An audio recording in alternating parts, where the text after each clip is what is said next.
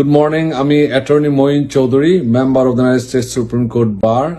যে কারণে আজকে কথা বলতে আসছি, আপনারা জানেন অনেকেই বাংলাদেশ থেকে আমাকে কল করে যারা বাংলাদেশে বসবাসরত আমেরিকান নাগরিকরা অনেকে আতঙ্কে আছে, তারা কি ধরনের সুবিধা ইউএস এম্বাসি তাদেরকে করতে পারে। হ্যাঁ, উত্তর হচ্ছে যদি আমেরিকান নাগরিক বিশ্বের যে কোনো দেশে থাকুক না কেন, তারা যদি কোনো ধরনের সমস্যার সম্মুখীন হয় তখন তারা ইউনাইটেড স্টেটস এর লোকাল এম্বাসিতে যোগাযোগ করতে পারে। তারা তাদেরকে কনসুলার অ্যাসিস্ট্যান্স দিয়ে থাকে।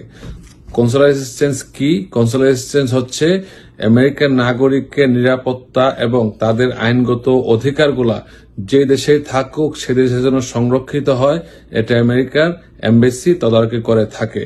সো আমেরিকান এম্বাসিতে যোগাযোগ যেখানে থাকেন না কেন আপনারা ইউএস এম্বাসিতে যোগাযোগ রাখবেন, এবং আমেরিকান এম্বাসি বিশ্বের সব দেশে সার্বক্ষণিক ডিউটি অফিসার থাকে একজন, যে অফিসার সবসময় একজন থাকবে যে প্রশ্নের উত্তর দেবে যদি আমেরিকান এম্বাসির মাধ্যমে তারা যোগাযোগ করে।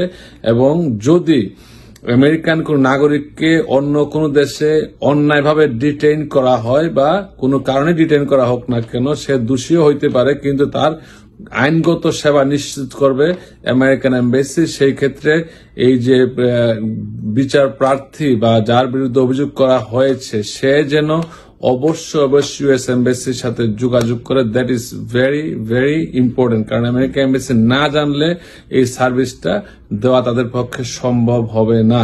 আমি অনুরোধ করব যারাই আমেরিকার বাইরে আছেন এবং যারা স্পেশালি বাংলাদেশি যারা আমেরিকান নাগরিক আমেরিকার বাইরে বাংলাদেশে অবস্থান করেছে, তারা যদি কোনো সমস্যার সম্মুখীন হন ডিউটি অফিসারের নাম্বারে কল দিতে পারেন। ইউএস এম্বাসির ডিউটি অফিসার, এখানে একটা নাম্বার সবসময় দেওয়া থাকে 0255662000 which is 0255662000। আপনার এই নাম্বারে কল দিলে তারা সার্বক্ষণিক অ্যান্সার করে এবং আপনার নেচার অফ ইমার্জেন্সিটা বলবেন। ইমার্জেন্সি ছাড়া তারা কোনো কিছুতে এটা